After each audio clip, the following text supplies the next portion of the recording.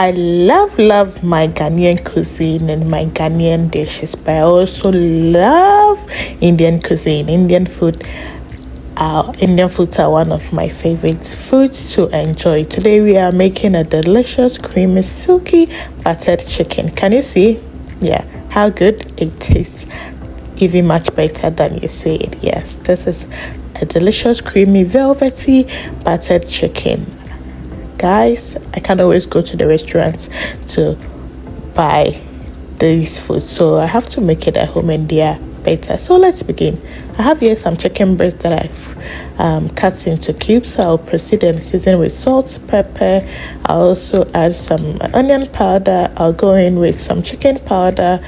I'll also go in with some curry powder, turmeric, chili powder, and then I'm going in with some yogurt, plain yogurt, and then I'll drizzle some olive oil all over, and then we are going to combine everything until they are well combined, until all the chicken is well coated with spices and seasonings. And then we are going to let it sit for about 5 to 10 minutes, and then we will begin frying them.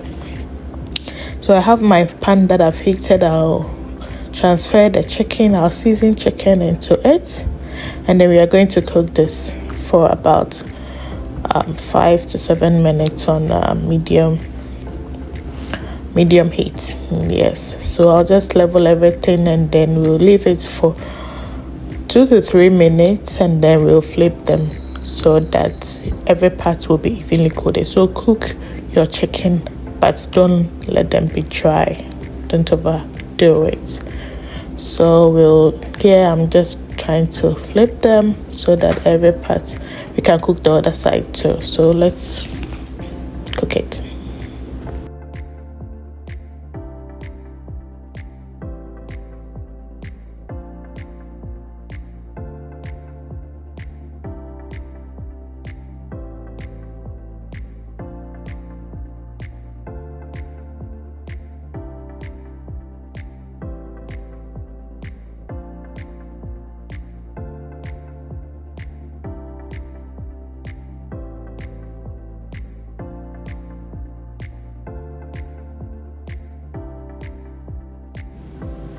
So at this point, our chicken is ready. You see, it doesn't need a lot of time, and they are ready.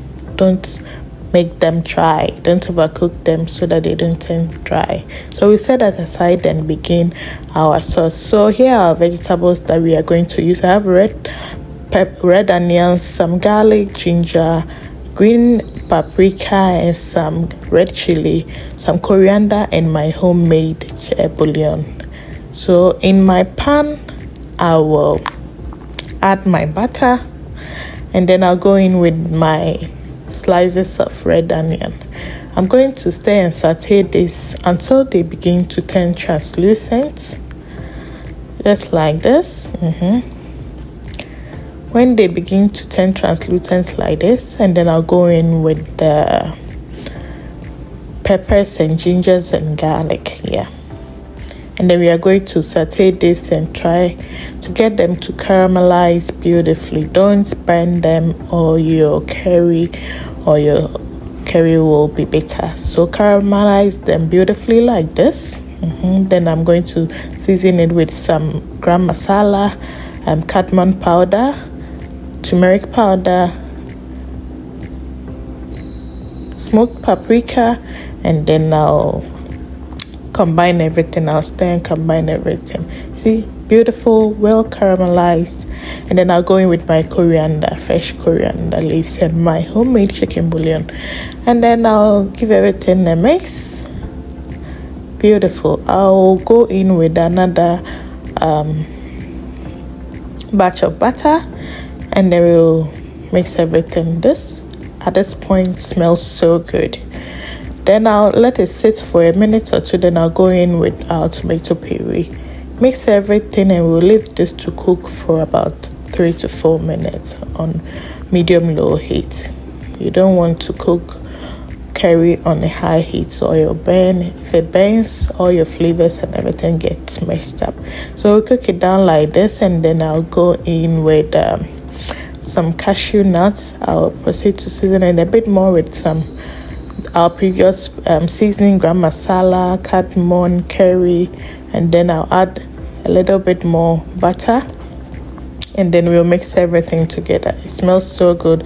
The flavors, oh my god, it's so good. Let your tomato sauce cook down, and then go in with your double cream or light cream. I'm using light cooking cream for this. And then I'll mix everything. It's so beautiful. Oh, the aroma and the flavors, Indian food, Indian flavors are so good. So I'll mix everything. You see how pretty and thick our sauce is. Yes, you don't want any light or runny sauce. So I'll let it cook for another 2 to 4 minutes, and then until they look like this.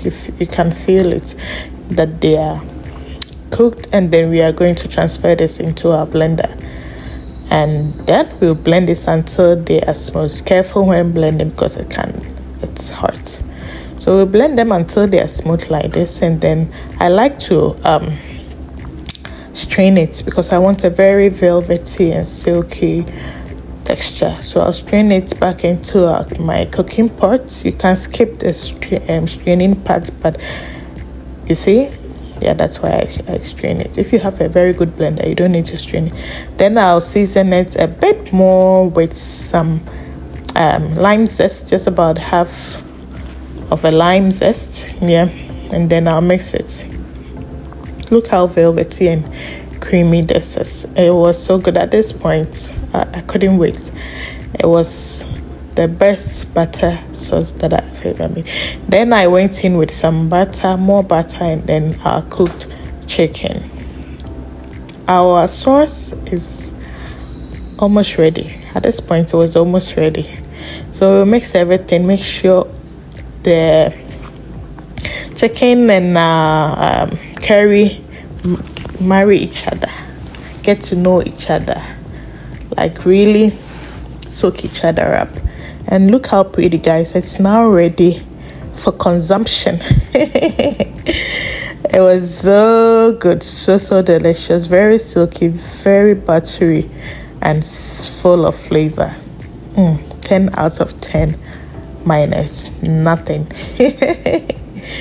So now all that I have to do now is to serve and enjoy. I'm going to be enjoying this with some plain white rice, and it was so good. So guys, will you be trying this creamy buttered chicken? Yeah, if you do, give me a thumbs up. So we are done here, and I'm about to go and enjoy my food. Thanks for watching, and until we meet again, bye bye.